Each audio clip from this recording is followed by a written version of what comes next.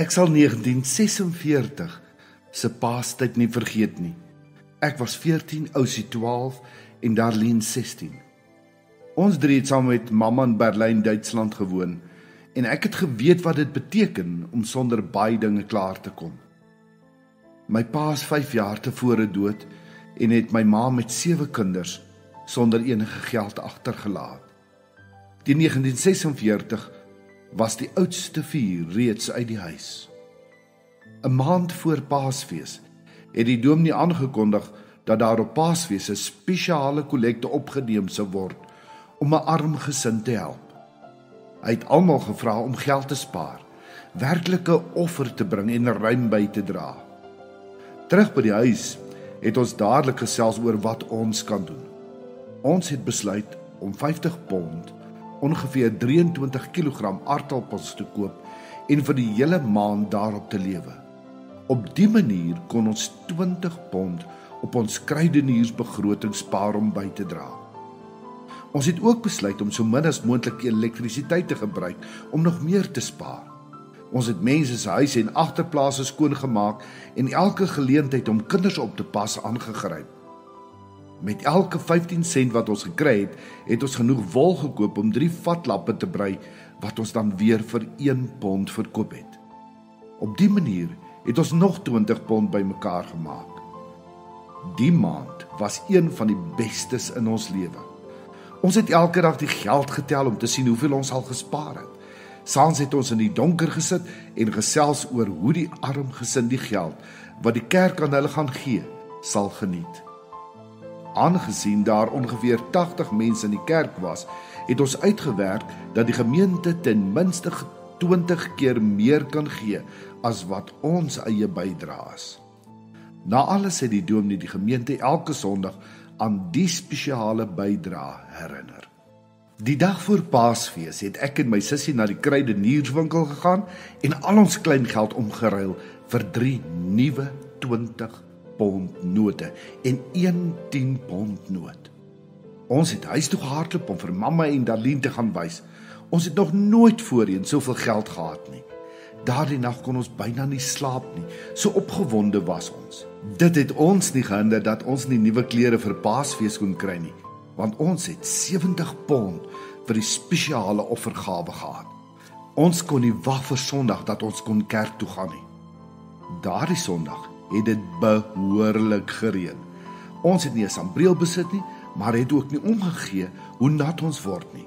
Selfs Darlene se voete het papnat geword omdat haar skoene al so stikkend was. Ons het trots in die kerk gesit.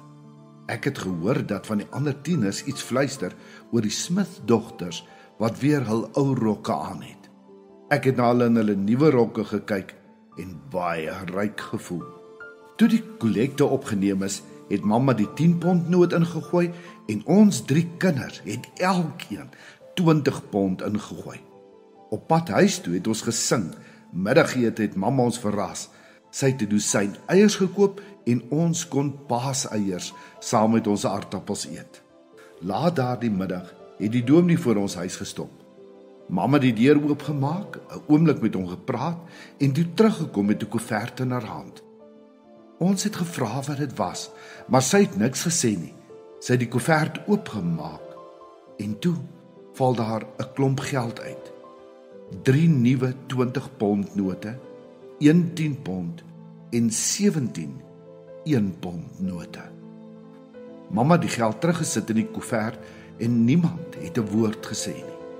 Ons het almal net na die vloer gesit en staar. Waar ons 'n oomblik gelede nog soos miljonêers gevoel het ons nou arm en waardeloos gevoel. Ons het so 'n gelukkige lewe gehad dat ons almal jammer gekry het wat nie ons pa en ma gehad het nie, of 'n huis vol boeties, sissies en vriende wat gedurig kom kuier het nie. Ons het gedink dit is pret om eetgerei te deel en altyd te wonder wat jy vanaand gaan kry, die vurk of die lepel.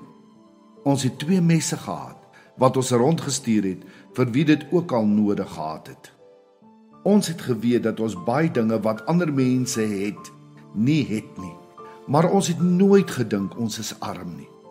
Maar daardie Paasfees het ons uitgevind dat ons wel arm is. Die dominee het immer sy geld wat vir die arm gesin ingesamel is, vir ons gebring. So, ons moet arm wees. Ek het niks daarvan gehou om arm te wees nie. Ek het na my rok en verslete skoene gekyk en was so skaam dat ek nie weer kerk toe wou gaan nie. Almal weet blykbaar lankal dat ons arm is. Op skool was ek in graad 9 en het eerste gestaan uit meer as 100 kinders. Ek het gewonder of die kinders ook weet dat ons arm is. Ek het besluit om skool te los, aangesien ek reeds graad 8 geslaag het en dit was al wat die wet destyds vereis het. Ons het lank in stilte gesit. Later het ons gaan slaap. Gedurende die week het ons min gepraat. Saterdag het mamma die stilte verbreek en gevra wat ons met die geld wil doen. Ons het gewonder, wat doen arme mense met geld? Ons het nie geweet nie, want ons het nie geweet dat ons arm is nie. Ons wou nie Sondag terug aan kerk toe nie, maar mamma het gesê ons moet. Al was dit 'n lekker sonskyndag, het niemand op pad kerk toe gepraat nie. Mamma het 'n lied begin sing, maar niemand het saam gesing nie. By die kerk het 'n sendeling gepraat. Hy vertel hoe mense in Afrika kerke bou met songedroogde kleistene, maar dat hulle geld benodig om die dakke op te sit. Hy het gesê dat 100 pond genoeg is vir een kerk se dak. Die dominee het gevra, kan ons nie almal 'n offer bring om die arme mense te help nie? Ons het na mekaar gekyk en vir die eerste keer daardie week geglimlag. Mamma het haar hand in haar handsak gesteek en die koevert uitgehaal. Ons het dit aangestuur na Ousie en sy het dit in die kollektebordjie gegooi. Nadat die geld getel is, het die dominee aangekondig dat die bydrae net oor die 100 pond was. Die sendeling was baie opgewonde. Hy het nie so ruim bydrae van ons klein gemeentetjie verwag nie. Hy het gesê, julle moet beslis 'n ryk mense in julle gemeente hê. Toe tref dit ons. Ons het 87 pond van die net meer as 100 pond gegee. Ons is die ryk familie in die gemeente. Het die sendeling nie self so gesê nie? Van daardie dag af was ek nooit weer arm nie.